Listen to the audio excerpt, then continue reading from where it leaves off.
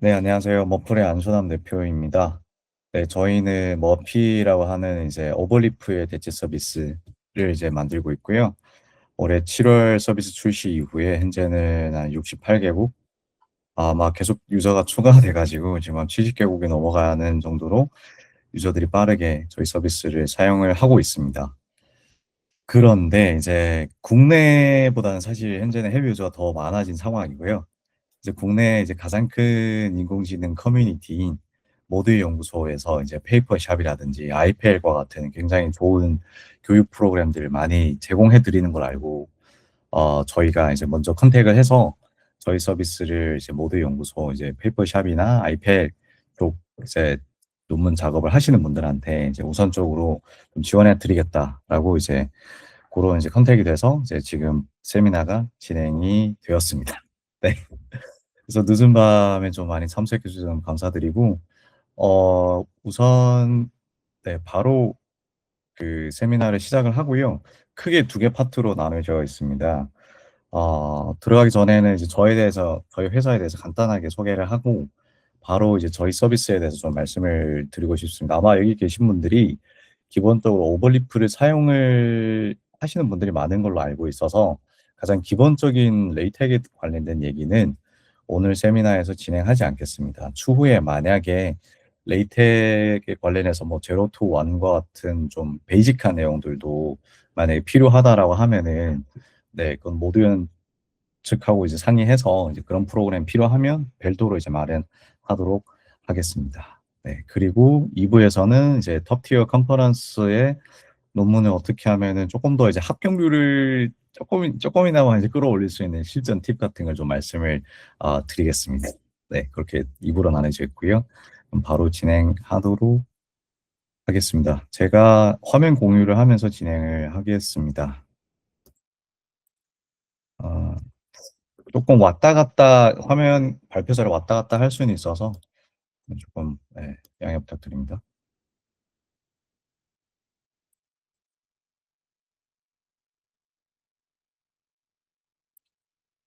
예, 우선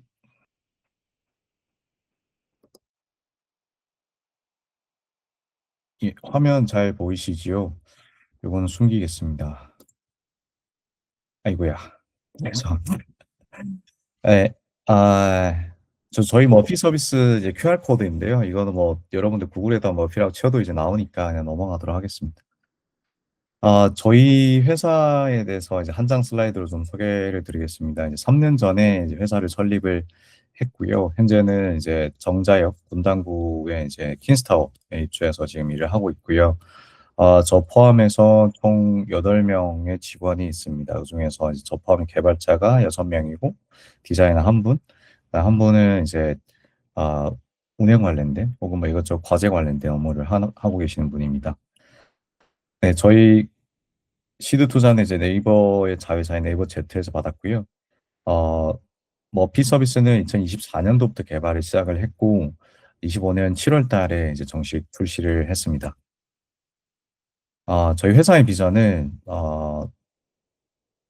사람들 더 와서 이제 지식을 빌드업하는 그런 표준 협업 소프트웨어를 만들고자라고 해서 이제 머피라는 서비스를 개발을 하게 되었고요. 글로벌에 있는 이제 대략 한 5천만 명 정도에 있는 연구원들과 사이언티스트들이 저희의 이제 잠재 유저라고 이해해 주면 될 것 같습니다. 이런 거는 넘어가고요. 넘어가겠습니다.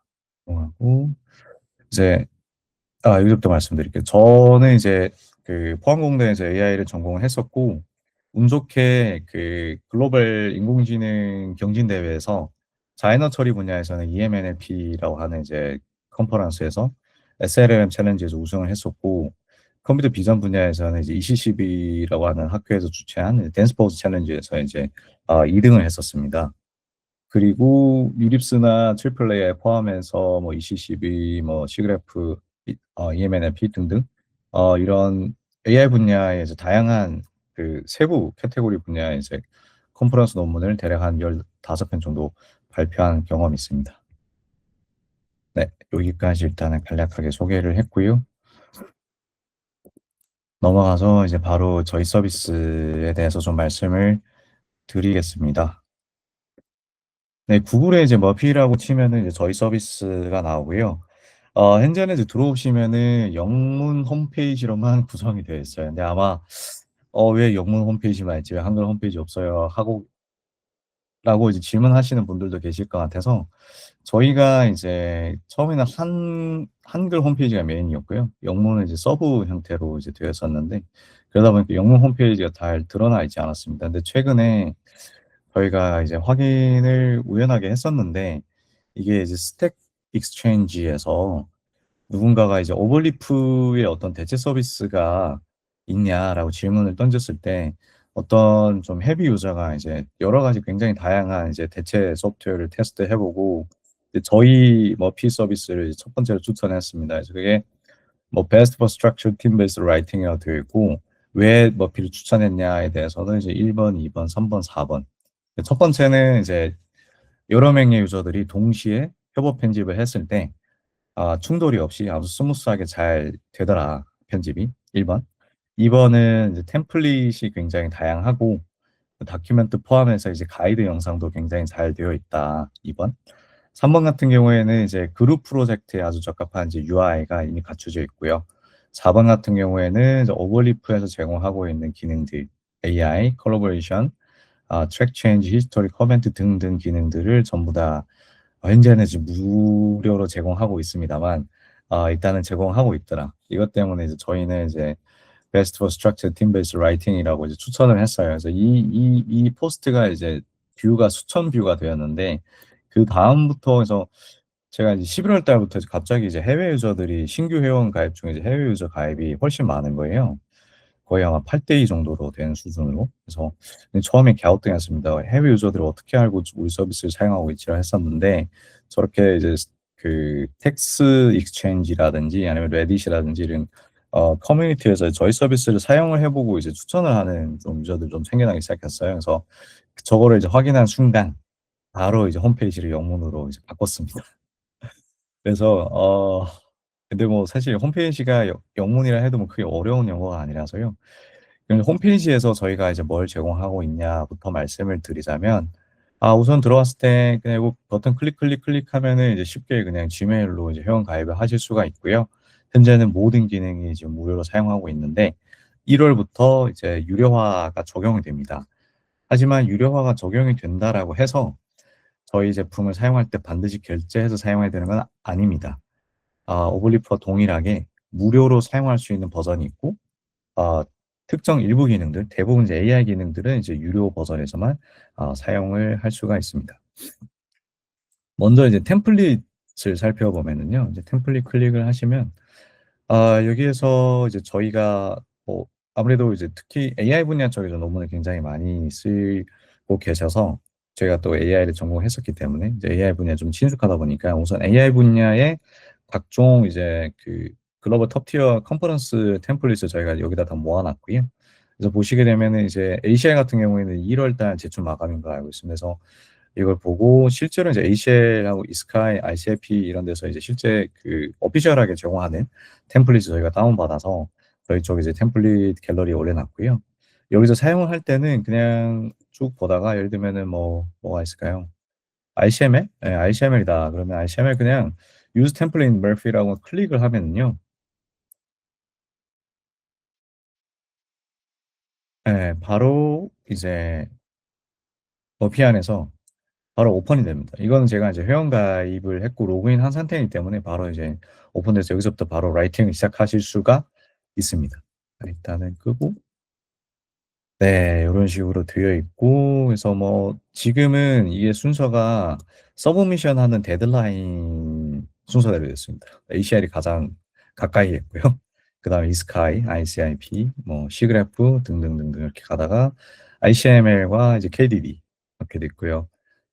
그다음에 제가 지금 현재 여수에 온 이유가 이제 한국정보과학회 때문에 왔고요. 한국정보과학회의 레이텍 템플릿은 저희가 직접 만들어서 배포하고 있습니다. 그래서 국내에서 예를 들면 삼성 휴먼테크 논문 대상 같은 경우에도 저희가 직접 만들어서 배포하고 있고요. 뭐가 있고요. 대한전자공학회도 저희가 만들어서 배포하고 있습니다. 그래서 저희는 국내에서의 어떤 다양한 소위 이제 메이저라고 표현해야 될까요? 큰 어떤 학술 대회나 학술지에 이제 레이텍 템플릿을 어 이런 학회에선 직접적으로 레이텍 템플릿을 제공하고 있지 않습니다. 대부분 한글이나 워드 템플릿만 제공을 하는데 제출은 PDF로 뭐 이렇게 되어 있는데요. 저희는 그래서 레이텍 템플릿 직접 만들어서 배포를 할 예정이고 앞으로도 꾸준히 그 확장해 나갈 예정입니다. 그래서 국내는 다양한 대학의 이제 졸업 논문, 학위 졸업 논문 등 포함해서 점점 이제 템플릿 갤러리에 그런 템플릿 콘텐츠를 확장해 나갈 예정이고요. 그다음에 이제 AI 데드라인이라고 있는데 이거는 이제 AI 컨퍼런스 데드라인 2026 Anytime on Earth 이렇게 되어 있는데 이거는 그 일종의 이제 뭐 구글 캘린더 같은 형태로 여러분들이 이게 지금 아까 얘기했던 뭐 ACL, 이스카이 뭐 요거인데요. 여기도 마찬가지로 오픈에서 템플릿 하면 아까처럼 이제 머피로 바로 열리고요. 여기 재밌는 거는 밑에 있는 기능이고요. 이제 구글 캘린더랑 연동했습니다. 그래서 구글 캘린더로 지금 이제 1년치, 26년 12월까지 1년치 지금 담겨져 있는데 너무 이제 많을까 봐 그리고 이제 특정 그 뒤에는 학교들은 사실 서브미션 데드라인 아직 잘 안 나와 있습니다. 그래서 3월 이후는 아직 잘 안 나와 있고요. 현재는 1월하고 2월, 3월까지 있는데 예를 들면 이제 ACL 학교가 있다. 이걸 이제 copy to my calendar 하면은 이제 본인의 이제 구글 캘린더와 연동이 됩니다. 그래서 요런 소소한 기능도 제공하고 있다라는 거. 그리고 이제 저희 이거는 나중에 말씀드리고요. 블로그에 오시면 일단은 지금 이제 기존에 한글 영문 이렇게 뭐 홈페이지가 좀 갈라져 있었는데 지금 영문만 가다 보니까 클릭하면 요건데 영문 블로그도 있는데요. 여기서 이제 요거를 클릭을 하면은 KO를 클릭하면은 국내 전용 블로그가 따로 있습니다. 그래서 뭐 예를 들면 뭐요 AI 머신러닝 쪽에서 이제 그 소위 5개 빅 5라고 표현을 해야 될까요? 아무튼 네. 뭐 가장 뭐 선호하는 학회들인 거죠. 네, 요거에 대한 이제 분석들, 뭐 컴퓨터 비전 분야에 대한 뭐 5개 학교 분석, 사이너 처리도 마찬가지고요. 요런 식으로 이제 그 좀 인사이트가 있는 블로그 글들을 좀 만들어 나가고 있습니다. 그래서 논문 작성 꿀팁이라는 연재도 있고요. 가장 기본적으로 How to use LaTeX이라고 하는 레이텍 사용에 대한 이제 제로 투 원. 이거 레이텍 굉장히 복잡한데 어 굉장히 방대해요. 근데 논문 작성하기 위해서 필수적으로 알아야 될 거는 기본적으로는 여기 블로그 연재만 보셔도 충분합니다. 네. 요런 내용들을 좀 알찬 내용들을 블로그에서 저희가 꾸준히 이제 게재를 할 예정입니다. 블로그 구독하기도 가능하고요. 네, 홈페이지는 요 정도로 소개를 드리고 일단은 여기 들어와서 대시보드 스타트 나우 클릭을 하면은 대시보드로 넘어갑니다. 이건 중복돼서 끄겠습니다. 네, 여기 대시보드를 보고 계시고요. 대시보드에 들어온 다음에 지금 일단은 그 다크 모드인데요. 테마 같은 거는 기본적으로는 아마 화이트 테마인 걸로 알고 있습니다. 그래서 그 저 같은 경우에는 모든 거를 거의 다크 모드로 세팅해 놓고 사용하는 사람이라 이게 좀 익숙한데 나는 뭐 저는 뭐 화이트 모드를 하고 싶다라고 하면은 기본 화이트 모드긴 합니다만 그 유저 프로필 클릭을 하시면요. 여기 프로필에서 뭐 심이라는 게 있습니다. 네, 여기 들어오셔가지고 이렇게 라이트, 다크 모드 세팅하고 그다음에 코드 에디터 심도 이제 선택할 수가 있는데 저는 이제 아 드라큘라라는 걸 선택을 했고요. 네, 이렇게 해서 이제 본인의 이제 취향에 맞는 그 세팅을 하실 수가 있습니다. 네. 그리고 이제 가장 먼저 이제 할 거는 결국에는 이제 뭐 논문을 작성을 하기 위해서 머피라는 서비스를 사용하는 거기 때문에 크리에이트 프로젝트를 이제 클릭을 하시면요.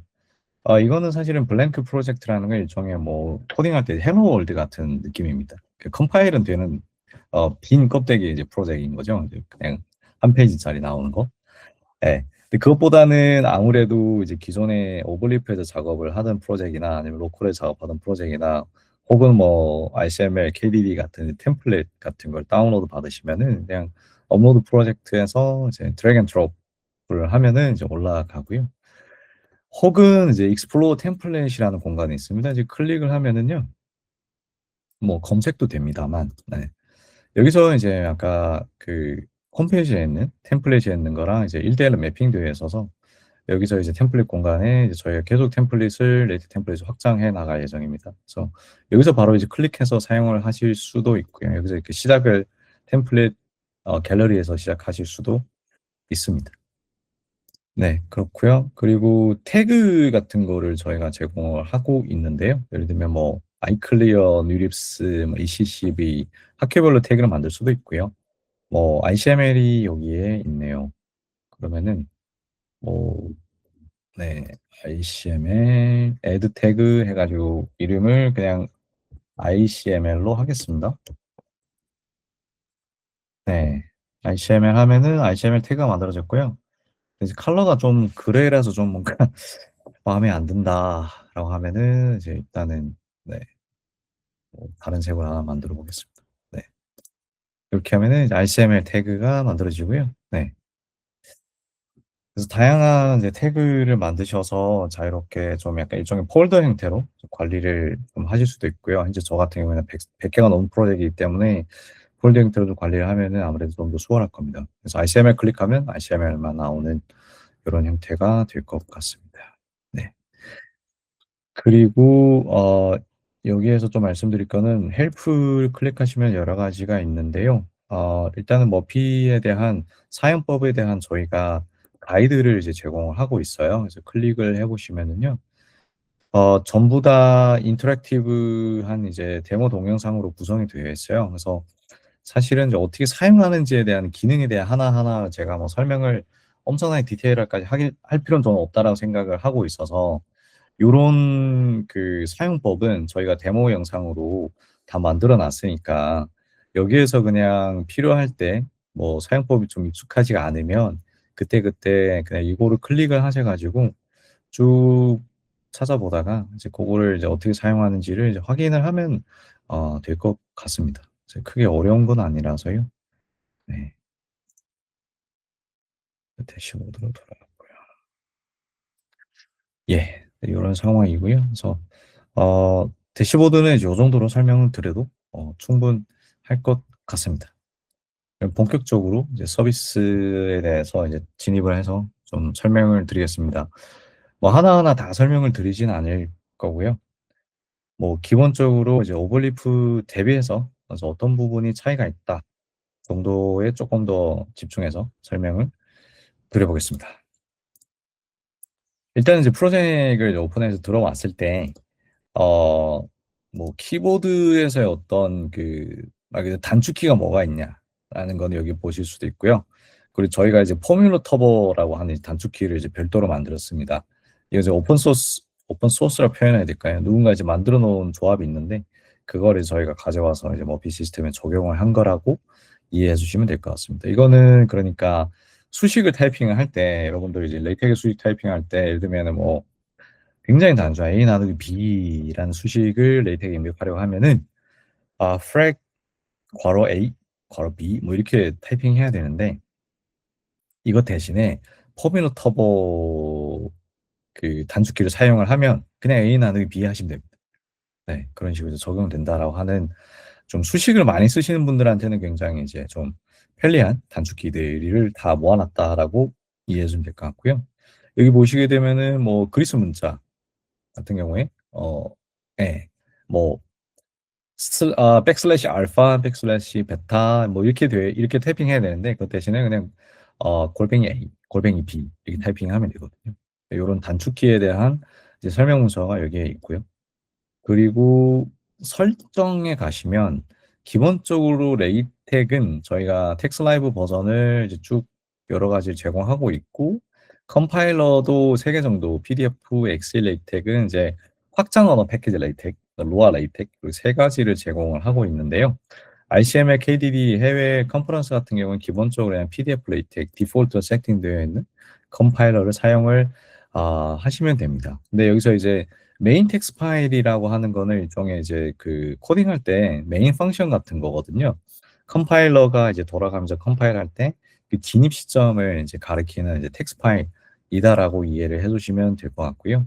뭐 흔히는 결국에는 이 다큐먼트 클래스가 있는 그 파일, 그 텍스트 파일이 누구냐라는 거를 지정을 해주는 거고요. 이 프로젝트는 요 하나밖에 없습니다만, 제가 나가서 아마 C그래프나 C가이알이나 뭐 KDD 같은 논문을 쓸 때, 아니 KDD를 저 열어볼게요. 결국 ACM 계열 논문들이거든요. ACM 산하에 있는 컨퍼런스들인데, 이걸 보시면은 지금 그 템플릿을 다운로드 받으시면 처음에 좀 당황하실 거예요. 일단 컴파일 에러도 뜨고요. 그리고 제가 원하는 이런 템플릿이 아닌데라고 생각하실 거예요. 네. 그 이유가 이거 보시면 ACM 같은 경우에는 템플릿이 하나로 제공되어 있는데요. 여기 안에 저널도 있고 컨퍼런스도 있고 워크숍도 있고 심포지엄도 있고 다 들어가 있습니다. 그래서 샘플 보시면 수십 개의 샘플이 있거든요.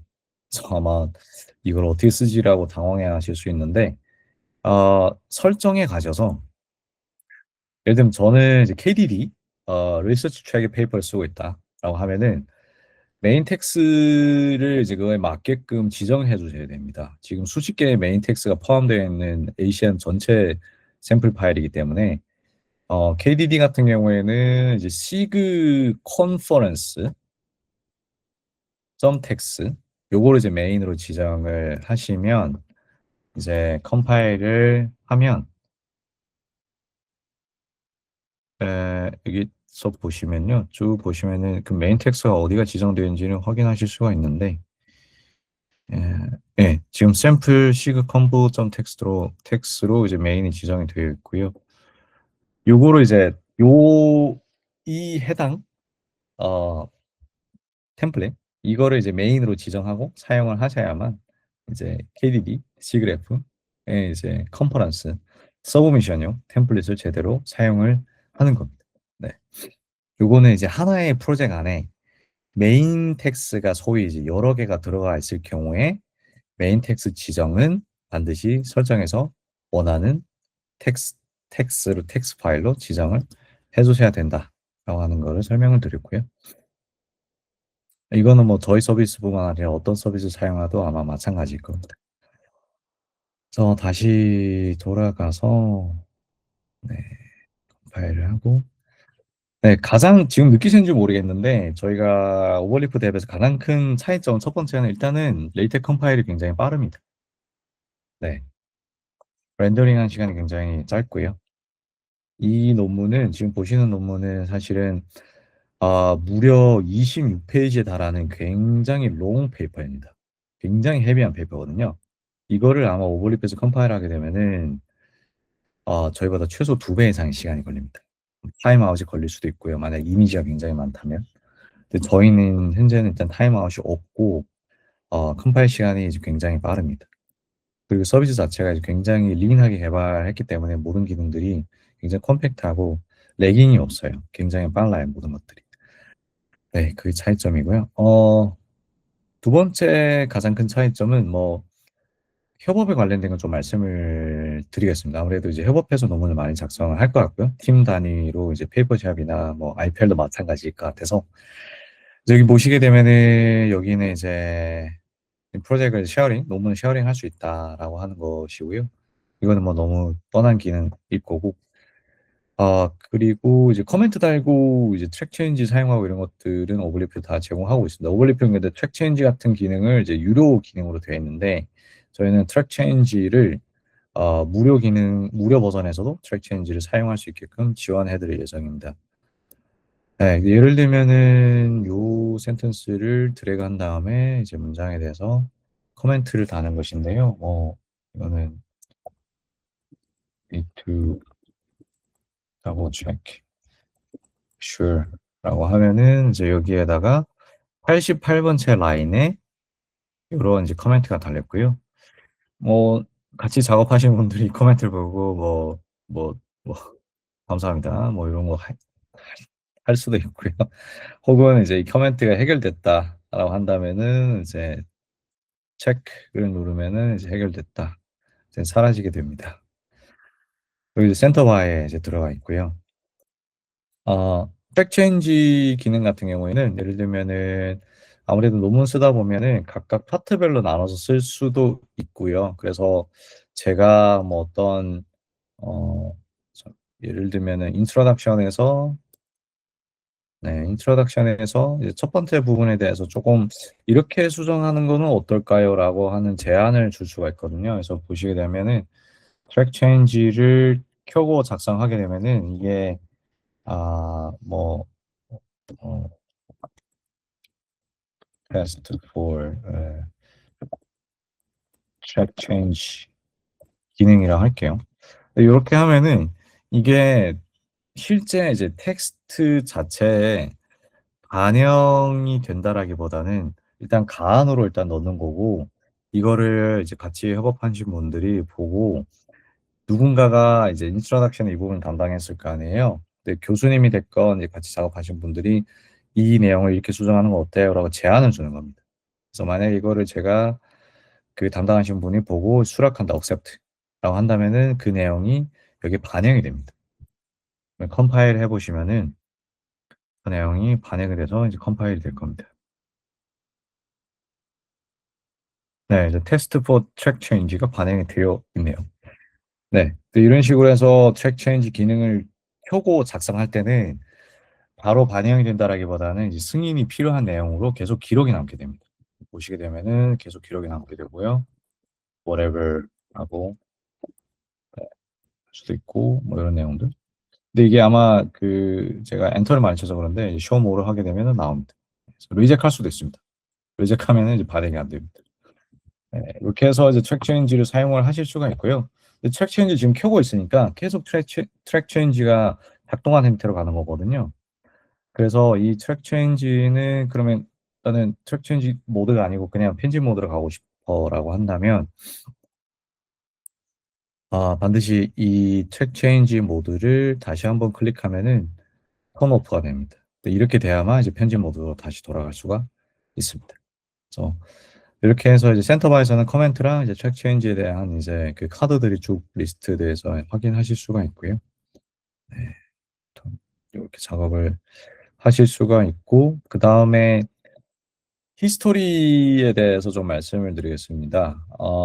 아직 베타 딱지를 굳이 떼고 있지는 않는데요. 사실은 서비스가 문제가 있다라기보다는 조금 유저들이 사용하는 이제 행동 패턴 데이터 정도 보고 싶다 정도로 이해해 주시면 될 것 같고요. 히스토리는 일종의 이제 버전 관리와 같은 기능이다라고 봐주시면 될 것 같고요. 지금 쭉 보시게 되면 최상단에 이제 버전 히스토리가 되어 있는데요. 이거 그냥 스크롤링으로 쭉 보실 수가 있습니다. 이거야. 스크롤 좀 과도하게 많이 했네요. 나가버렸네.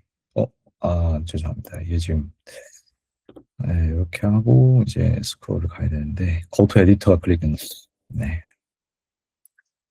네, 이걸 보시게 되면 일단은 만약에 수정 사항이 이게 하나하나가 일종의 스냅샷이거든요. 네. 스냅샷이고 이 스냅샷들이 만약에 수정 사항이 없다라고 하면 사실 스냅샷이 당연히 안 생길 거고 수정 사항이 있을 때만 생기는 건데요. 이거 비교를 예를 들면은 지금 현재 버전은 여기 와 있고요. 제가 이제 요 본 세미나를 시작하기 전 버전으로 한번 보겠습니다. 레프트로 클릭해서 보고요. 그러면은 레프트 버전하고 라이트 버전의 차이가 period wave text 파일이 에디팅이 됐네라고 보고 어 뭐 어떤 부분이 에디팅이 됐을까요라고 보는데 사실은 아까 제가 수정하고 했던 내용들을 전부 다 삭제했기 때문에 어 차이점이 없을 것 같네요. 네. 그렇다면 더 오래전 버전하고 한번 같이 볼게요. 요 파일은 저희가 수정 편집을 했던 게 아니라 어 네. 잠시만요. 그랑 비교를 아 여기 있습니다. 지금 요 파일하고 요 파일 차이를 보시게 되면은요. 요 스냅샷하고 현재 버전하고 차이점 보면은 이제 제가 test for track change라고 하는 거를 삭제했다라고 되어 있네요. 그래서 요 버전으로 이제 리스토어를 할 수도 있거든요. 리스토어 파일 하면은 이제 요 텍스트 파일만 이제 돌아가는 거고요. 혹은 이제 요 점점점 클릭하시면은 Restore Whole Project 전체적인 이제 프로젝트를 이제 이 버전으로 롤백을 하실 수도 있습니다. 요걸 해볼까요? Restore 파일로. 그러면은 해당 버전으로 이제 롤백이 됩니다. 네. 그러면 네 여기 나와 있네요. Test for check change. 네. 이렇게 해서 이제 여러 명이 이제 작업을 하다 보면은 아무래도 누가 언제 이 부분을 수정했지라고 하는 부분에 대해서 퀘스천이 가끔 있을 수가 있을 거예요. 그러면 그럴 때는 히스토리에 들어가서 누가 언제 어떤 부분을 수정했지라고 하는 그 기록을 스플릿 뷰로 확인하실 수가 있습니다. 그리고 필요시에는 롤백을 하실 수도 있습니다. 특정 버전으로요. 네. 저는 삭제하겠습니다. 네. 협업 관련된 기능들은 여기까지 차이점에 대해서 설명을 드리고요. 그리고 이제 가장 중요한 건 아무래도 뭐 이 렌더링 뷰 화면이 지금은 어, 다양한 화면으로 저희가 제공하고 있는데요. 클릭을 하면은요. 스플릿 뷰로 볼 수도 있고 뭐 에디팅 뷰로도 볼 수도 있고요. 노트북으로 작업할 때는 가끔씩은 오히려 렌더링보다는 이렇게 작업하는 게 편할 때가 있는데 근데 아마 평소에는 그냥 듀얼 모니터를 많이 쓰니까 그럴 때는 스플릿 뷰에서 만약에 듀얼 모니터를 쓴다. 그 PDF는 모니터 하나 이렇게 세워서 코딩할 때 세워서 쓴다라면 그 PDF를 이 창을 별도로 분리를 할 수 있습니다. 그래서 PDF 렌더링 뷰를 별도로 창을 분리해서 렌더링 PDF본은 그냥 이제 세워져 있는 이제 제2의 모니터로 이제 보내버릴 수가 있는 거죠. 예, 예. 그렇게 해서 이제 듀얼 모니터를 듀얼 화면으로 머피에서도 이제 사용을 할 수가 있습니다. 네. 화면을 끄면은 다시 원래대로 스플릿 뷰로 돌아오는 거고요. 그래서 뭐 이런 기능들은 뭐 네. 굳이 설명하지는 않겠습니다. 그리고 이거는 이제 뭐 좀 다소 뻔하긴 한데 현재는 이제 노란색일 때는 이제 워닝만 있다. 봐주시면 될 것 같고 컴파일 에러가 있으면은 빨간색으로 변하고요. 어떤 위치에서 컴파일이 발생했는지 그 위치까지 이제 다 알려줍니다. 현재는 저희가 컴파일 에러가 발생했을 때 그 위치를 그냥 그 라인 번호를 알려주는 대신 이제 라인 번호도 물론 알려주는 게 중요하지만 그 해당 라인에서 특정 어떤 구간에서 실제적으로 컴파일 에러 문제를 일으켰고 그거를 이제 AI를 통해서 이제 아예 그 오류를 픽스할 수 있는 그런 기능도 현재 개발 중에 있고요. 베타로 지금 내부에서 지금 테스트하고 있습니다. 그러면 이제 가끔씩 정말 이제 좀 까다로운 컴파일 에러, 그러니까 까다롭다 표현하기 그런데 이제 왜 발생하는지 모르는 정말 이제 한참 동안 삽질해야 되는 그런 이슈를 잘 해결을 할 수가 있을 것 같습니다.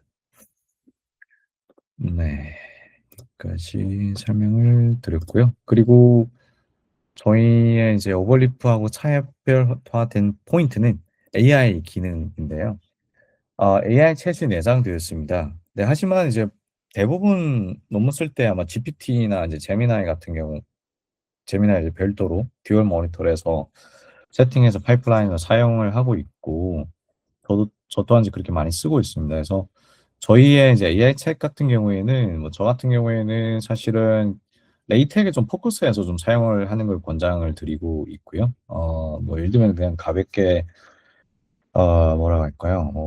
뭐 가끔씩 뭐 사이테이션을 할 때 이제 사이트 T 어 혹은 뭐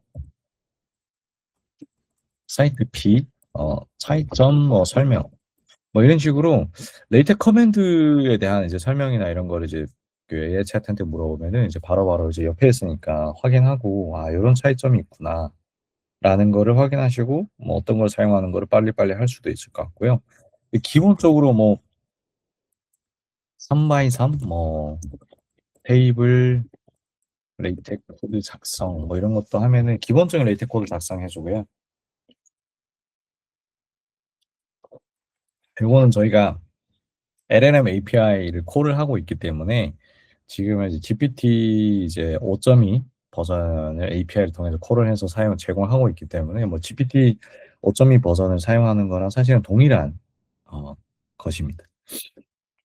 이렇게 해서 이제 AI 여기다 이제 이미지를 넣어 가지고 뭐 뭐 다른 논문을 읽고 있다가 그 논문의 어떤 뭐 테이블 포맷이 되게 이쁘다, 뭐 이런 테이블 포맷이 이쁘다, 이걸 그냥 드래그 해서 화면 캡처해가지고 그 캡처된 이미지를 얘한테 던져주고 더 테이블에 레이테 코드 짜줘, 뭐 이런 것도 할 수가 있거든요. 그래서 다양하게 그냥 말 그대로 이제 GPT처럼 AI 챗이 이제 내장이 되어 있고요. 그리고 아마 그 영어로 논문을 이제 해외 컨퍼런스 논문 작성할 때 영어로 당연히 작성해야 되는데, 저 같은 경우에는 이제 이 영문법 체크를 여기 보시게 되면 이제 그래머리 플러그인이 있습니다. 크롬 플러그인을 이제 무료 버전 저는 그냥 쓰고 있고요. 별도로 결제하지는 않습니다. 그래서 저걸 플러그인을 설치하면은 저희 에디터에서 이제 플러그인이 작동을 하고요. 그래서 보시게 되면은 이거는 그래머리 프로를 결제해야만 뭐 해결하죠, 이런 건데, 사실 뭐 너란 저런 거는 뭐 큰 영향이 없을 것 같아서, 이 논문은 이미 억셉트된 논문이기 때문에 영문법 오류가 많지는 않습니다, 이미. 네. 근데 예를 들면 웨이브 폼 같은 경우를 뭐, 이건 너 웨이브 폼이네요. 뭐 이런 식으로 이거를 저 그래머리 플러그인이 작동을 하면서 그래머리 무료 버전이 성능이 충분히 좋아요. 그래서 그냥 저는 무료 버전을 쓰고 있고, 통해서 이제 영업 체크를 하고 이렇게 했을 때 그냥 적용을 누르면은 이제 적용이 되거든요.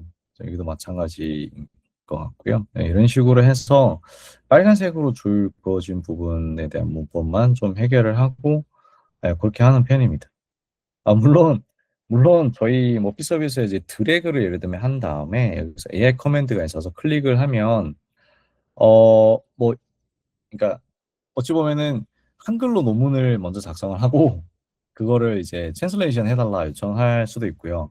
지금 요청해 볼까요? 근데 지금은 영어로 작성된 내용이기 때문에 뭐 트랜슬레이션 할 필요가 없다라고 얘기해주고 있는데, 뭐 한글로 영어 편하지 않으면 한글로 쓰고 트랜슬레이션을 바로 에디트해서 하고, 그거를 뭐 필요하면은 이제 뭐 근데 그래머 커렉션은 그냥 그래머리 플러그인 쓰는 게 저는 개인적으로 더 편해요. 그래서 저거 추천드리고, 뭐 요런 기능들, 이제 표현을 좀 더 이제 아카데믹하게 좀 다르마 달라라고 하는 이제 요런 어 기능들도 저희가 탑재는 되어 있습니다. 그래서 이거를 본인이 먼저 초안을 작성한 다음에 이제 이거를 보고 이제 이대로 이제 세팅을, 그 페어페이스 아카데미컬리라는 기능이 있어서 좀 다듬어 달라고 요청하면은 이거 읽어보시고 괜찮다 하면은 이제 이걸 이제 카피 앤 페이스트해서 이제 두 문장을 이제 비교하면서 이제 수정해 나가시면 될 것 같고, 한 번 더 젠 해달라 그러면 또 한 번 새로운 버전으로 젠을 해주고요. 아, 근데 읽어봤는데 이제 방금 전에 처음에 젠 했던 게 훨씬, 젠이라기보다 처음에 어 그 패러페이스 해줬던 센턴스들이 훨씬 좋다라고 하면은 다시 돌아갑니다. 네, 1번, 2번 이렇게 쭉쭉 나와 있습니다. 이렇게 사용을 하실 수도 있다라고 하는 부분들. 이런 부분들이 이제 오버리프하고는 좀 차이가 있다. 그리고 저희는 현재 이제 AI 리뷰 기능을 만들고 있어요. 그래서 그 AI 리뷰 기능이 이제 탑재가 된다면은 오버리프하고는 이제 완전 다른 서비스가 되는 겁니다. 네. 네, 이 정도로 해서 저희 서비스에 대해서 소개를 좀 마치고요. 뭐 기본적으로 뭐 사용을 하다가 아까 제가 말씀을 드린 대로 대시보드에 나가서 Go to Murphy Guide를 클릭하시면은 이제 데모 영상들이 있고요. 혹은 뭐 체인지 로그에 가셔도 됩니다. 체인지 로그에 가시면 저희 영어 쪽은 업데이트가 좀 늦었는데 기능들이 좀 많이 업데이트 됐는데요. 이제 곧 이제 추가될 예정입니다. 그래서 리얼타임 콜라보레이션을 어떻게 하시라고 하는 부분들, 네, 데모 영상으로 다 제작이 되어 있고요. 네, 네, 이런 부분들 확인하시면 될 것 같습니다. 그리고 혹시 이제 서비스를 사용을 하다가 뭐, 뭐 사용법이 좀 충분히 이제 가이드 영상도 굉장히 많고 이제 하긴 하는데 궁금한 거 있을 수도 있고요. 혹은 뭐 이슈가 있을 수도 있고요. 그런 상황에서 여기에 지금 채널톡이 있습니다. 네, 이걸 통해서 바로 이제 대화를 시작해서 타이핑하고 이제 문의를 하시면 됩니다. 네, 이렇게 되면은 저희한테 이제 메시지를 보내면은 저희한테 바로 와요. 그래서 제가 이제 바로 확인하실 수가 있습니다. 그래서 실시간으로 대응을 하고 있고요. 네, 그렇습니다. 일단은 저희 서비스 소개는 여기까지 하고요.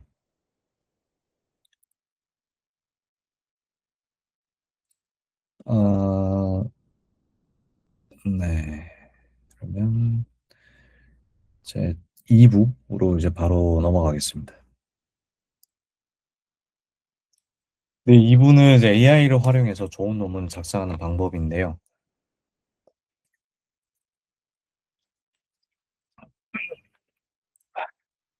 네, 아까 말씀드린 대로 비블로그에서 이제 논문 작성 꿀팁을 연재하고 있습니다. 그럼 이제 본격적으로 이제 말씀 좀 드려보겠습니다. 올해 뉴립스에는 논문이 실제로 한 2만 1,500편 정도가 서브미션이 됐어요.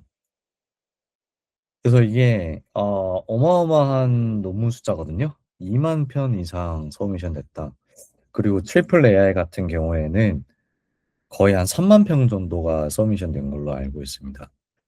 그래서 이게 서브미션 숫자가 어마어마하게 늘어나고 있어서 결국에는 논문의 퀄리티도 사실은 하락을 한다라는 뜻일 수도 있고요. 당연히 그와 동시에 저렇게 많은 논문을 리뷰하기 위한 이제 리뷰어들이 물리적으로 부족하기 때문에 리뷰 퀄리티도 하락할 수밖에 없습니다. 그래서 저는 지극히 개인적인 리뷰 관점을 좀 말씀을 드리겠습니다. 그래서 여러분들이 논문을 작성할 때 결국에는 그 작성한 논문을 서브미션 하면 저 같은 리뷰어, 결국 사람이 리뷰를 통해서 심사를 받고 점수를 이제 매기고 그거에 따라서 이제 억셉트 여부가 결정이 되거든요. 그러다 보니까 리뷰어의 관점을 이해하는 것이 논문을 작성할 때 이제 그 부분을 염두에 두고 논문을 작성을 한다면 훨씬 좀 뭐라 해야 되나 논문 작성할 때 좀 새로운 시야가 좀 많이 보일 겁니다. 네, 그래서 저는 이제 여기서는 집중적으로 리뷰어의 관점에서 좀 더 많이 말씀을 드려보겠습니다. 일단 저는 논문을 받은 다음에 이 논문의 첫인상이 대략 한 15분 이내로 결정이 되거든요.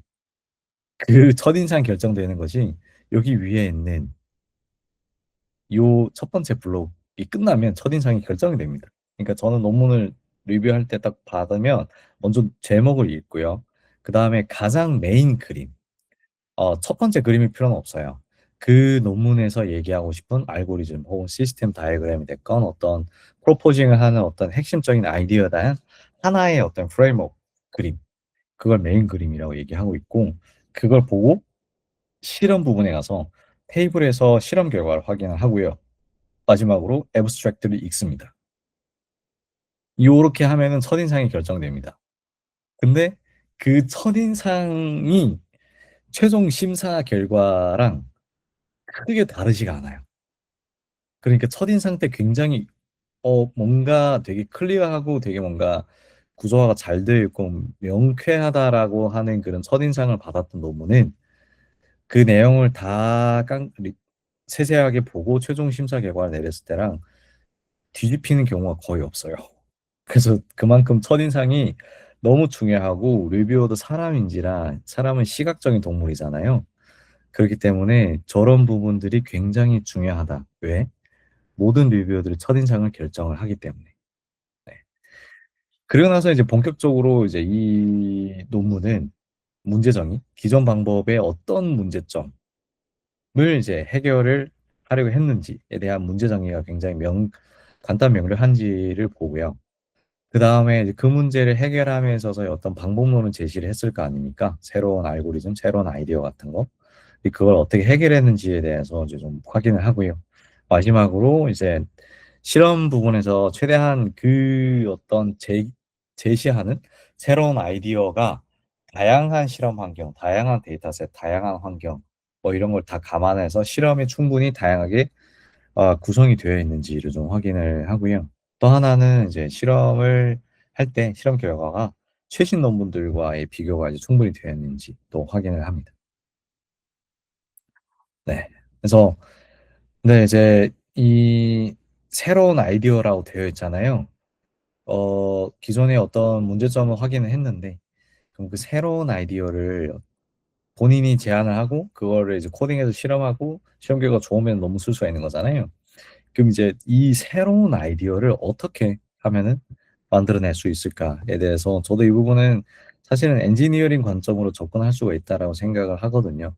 물론 머리가 굉장히 비상하신 분들은 정말 뭐 아주 새로운 생각을 번뜩번뜩 많이 떠오르긴 하는데 저는 그렇지 못해서 굉장히 엔지니어링적으로 좀 접근을 하고 있습니다. 그래서 새로운 아이디어 만들기에 대해서 좀 말씀을 드려보는데 네, 굉장히 이거는 좀 빡세요. 어, 저는 우선 여러분들이 좋은 논문 쓰기 위해서는 논문을 일단 많이 읽으라고 얘기를 하는데 근데 사실 논문을 많이 읽기보다 코딩을 많이 해야 되긴 하는데요. 어쩔 수 없이 또 논문을 읽기는 읽어야 됩니다. 근데 논문을 모두 저는 읽으라고 얘기를 하고 있고요. 논문을 읽을 때 어떤 GPT 같은 제미나이 같은 AI 요약 도움을 받지 마시고 문장 번역에 대한 도움도 받지 마시고 영어 원문 그대로 읽으세요. 네. 그 목적은 트렌드를 파악하고 기존의 방법론들을 체크하기 위함입니다. 그 모두 읽으라는 게 무엇을 모두 읽으냐. 그러니까 일단은 아카이브에 가서 논문을 매일매일 아카이브에 올라오는 논문을 읽으십시오. 제가 연구하고 있는 그 분야에 대한 논문만 읽으세요. 네. 그리고 허깅 페이스 데일리 페이퍼즈에 가서 사람들이 추천을 많이 받은 논문들 모두 체크해서 읽어보십시오. 그리고 나서 조금 시간적인 여유가 좀 된다. 혹은 이제 처음에는 되게 힘들었는데 나중에 읽다 보니까 이제 요령이 생겨서 굉장히 빨리 읽기 시작하면 결국 그때는 다양한 분야의 논문도 읽어보라고 추천을 합니다. 왜? 보통 제가 생각한 아이디어는 이미 논문으로 나와 있는 경우가 꽤나 많습니다. 그러니까 어 혹은 비전 분야를 제가 연구하고 있는데 NLP 분야에서 나와 있던 최신 논문을 봤더니만 거기서 나와 있던 그 아이디어를 비전 분야에도 동일하게 적용할 수 있다라고 이제 어떤 새로운 영감을 받을 수도 있거든요. 네, 그래서 너무나도 힘들지만 논문을 모두 읽기를 추천드립니다. 뭐 지름길이 없습니다. 네.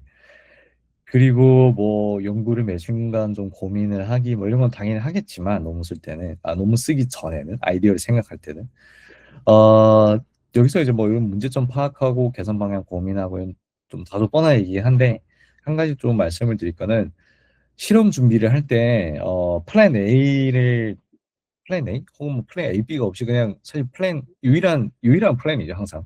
예, 항상 유일한 플랜이고 그걸 코딩하고 하는데 저는 사실 가능하다면 알고리즘 플랜 A를 이제 코딩을 하고 플랜 B도 이제 준비를 해놓으라고 얘기를 많이 드리거든요. 왜냐하면 이제 플랜 A가 이제 진행이 잘 돼서 실험 결과가 너무 좋아서 ICM에 KDD 쓸 수 있지만 플랜 A가 실험 결과가 안 좋을 수도 있습니다. 네, 그렇게 되면은 플랜 B라도 실험해가지고 그나마 좀 그 다음 티어라고 표현할 수 있는 컨퍼런스들의 ICASP나 뭐 ICIP 이런 데 이제 논문을 제출할 수가 있겠죠. 네.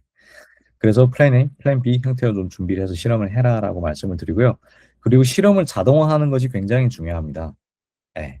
그래서 모델 학습 끝나면은 새로운 모델을 자동으로 학습할 수 있는 스크립트를 만들어서 실험 자체를 자동화시켜야 됩니다. 그렇게 시간을 많이 단축할 수가 있어요. 그리고 이제 세 번째는 임팩트가 큰 논문을 쓰는 게 너무 좋기는 한데 어떤 논문들이 임팩트가 크냐라고 하면은 사실은 일반적으로 제너럴하게 적용이 가능한 새로운 방법론이거든요. 그거는 이제 모델 순위 변동과 상관없이 굉장히 오래 기억이 남고요. 예를 들면 뭐 너무나도 유명한 뭐 트랜스포머, 겐, 이런 논문들은 사실은 어떤 특정 분야에 국한되어 있지 않게 다양한 제너럴하게 다 적용할 수 있는 방법론입니다. 하지만 사실은 현실은 처음부터 큰 임팩트 논문을 쓰기 어렵기 때문에 작은 논문부터 일단은 시작해보는 거를 좀 권장을 드립니다. 그리고 마지막으로 이게 굉장히 중요하다 저는 생각하는데 엘리베이터 스피치를 계속 연습하는 걸 권장드리고요. 엘리베이터 스피치는 뭐냐? 내가 현재 연구하고 있는 걸 간략하게 이야기해 보기인데요. 이거는 여러분들이 여기 직장인 분들 굉장히 많이 계시겠지만 뭐 학생분들 마찬가지인데 어찌됐건 뭐 논문을 쓰든 혹은 같이 연구하는 어떤 어 여러분들한테 멘토 혹은 지도 교수님, 혹은 뭐 직장에서는 상사, 매니저님 이런 분들은 사실은 굉장히 바빠요. 근데 여러분들이 고민하고 있지 않은 다른 고민들을 굉장히 많이 하시는 분들이기 때문에 머리가 항상 복잡합니다. 그래서 그런 분들을 우연하게 만났을 때 짧은 시간 안에 3분 안에 굉장히 임팩트 있게 본인이 지금 어떤 걸 연구하고 있고 어떤 프로그레스가 나왔고 그게 어떤 넥스트로 그래서 무엇을 하려고 하는지에 대한 거를 아주 임팩트 있게 얘기해주는 스킬, 엘리베이터 스피치. 너무너무 중요합니다. 직장 생활에서도 너무너무 중요해요. 뭐 논문 작성 일정 이거는 사실 대중이 없어서 근데 저는 그냥 최소한 데드라인 한 달 전에는 논문 작성을 시작하자 정도로 말씀을 드릴게요. 네. 이런 건 다 넘어가고요. 네. 뭐 일단은 뭐 GPT 제미나이가 사실은 영어를 번역을 해주고 그 문장을 다듬어주고 하는 거를 너무 잘해주고 있기 때문에 물론 이제 핵심적인 내용을 사실 제 내가 잘 작성해주거나 교정해주긴 사실 쉽지는 않습니다. 그래서 대신 작성해달라라기보다는 최대한 이제 영어 문법적인 오류가 있을지라도 최대한 영어로 작성을 하거나 아니면 한글로 작성을 영어로 번역하고 그걸 다시 이제 다듬는 거를 이제 젠 AI를 그러니까 문장을 다듬는 거를 좀 젠 AI를 활용하는 걸 좀 추천을 드리고요. 왜 그러냐면 어떤 굉장히 예리하거나 되게 좀 간결하게 표현을 하고 싶은 어떤 딱 그 원하는 걸 얘기하는 거는 젠 AI는 굉장히 두리뭉실한 얘기를 삥삥 돌려서 잘 얘기하거든요. 네. 그래서 본인이 직접 라이팅하는 스킬을 많이 키워야 됩니다. 네. 그렇게 좀 추천을 드리고요. 아까 말씀드린 대로 문법 같은 경우에는 그냥 그래머리 플러그인을 설치해서 머피에서 그냥 그 플러그인을 체크해주는 문법만 좀 교정을 해도 문법적으로는 큰 이슈는 없다. 이고요. 그리고 아마 이제 ICML KDD와 같은 이제 톱티어 컨퍼런스 억셉트가 되려면 소스 코드 공개, 체크포인트 혹은 모드 체크포인트 공개 이런 것들을 고려를 안 할 수가 없어요. 왜 그러냐면 리뷰어 관점에서도 저 같은 경우 리뷰 심사할 때 이미 그 해당 프로젝트 페이지가 있고 제출한 시점에 소스 코드까지 다 공개되어 있는 논문이다라고 하면은 사실은 굉장히 그 뭐라고 해야 되나 어 굉장히 신뢰도가 많이 올라갑니다. 즉 호감이 갑자기 막 올라가게 되는 거죠. 예, 왜냐하면 재현에 대한 어떤 이슈가 없기 때문이다라고 생각을 하기 때문에 그렇게 되는 건데 근데 이거는 사실은 좀 대중이 없습니다. 그렇다고 해서 뭐 소스 코드를 공개를 하면은 무조건 억셉트나 그것도 전혀 아니거든요. 예. 그런데 내가 소스 코드도 공개했는데 결국 레이저를 받았다라고 한다면 이제 어떻게 되냐.